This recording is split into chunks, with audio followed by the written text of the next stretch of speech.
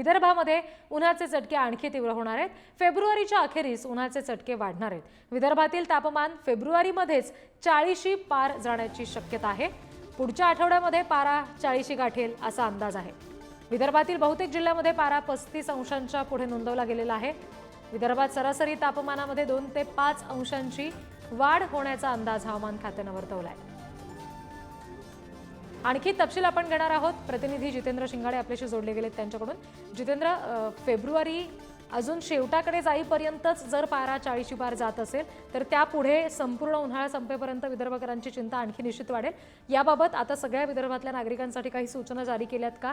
कारण तापमान वाढणार, पारा वाढणार, त्यामुळे निश्चित नागरिकांच्या आरोग्यावर त्याचा परिणाम होईल।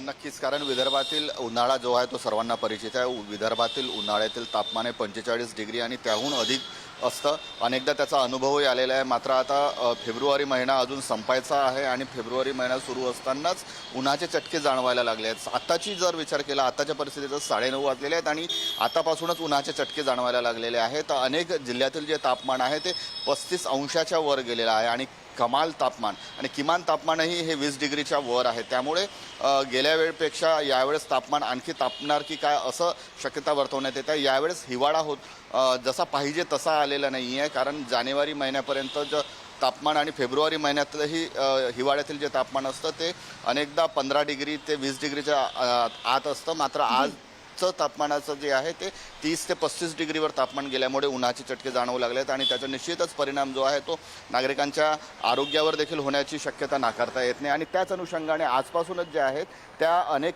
शाळा ज्या आहेत त्यांनी आपलं जे दुपारचं सत्र असतं ते आता सकाळचं सत्र केलेलं आहे। एकीकडे 10वी-12वीच्या परीक्षा 12वीच्या परीक्षा सुरू आहेत, उद्यापासून 10वीच्या परीक्षा देखील सुरू होणार आहेत आणि त्यामुळे ज्या शाळांचं वेळापत्रक आहे ते देखील आता बदलण्यात आलेलं आहे। त्यामुळे आतापासून पुढे तापमान जे आहे ते येत्या मार्चमध्ये किंवा फेब्रुवारीच्या अखेरपर्यंतच 40 डिग्रीच्या वर जातं की काय असाही अंदाज व्यक्त करण्यात येतोय।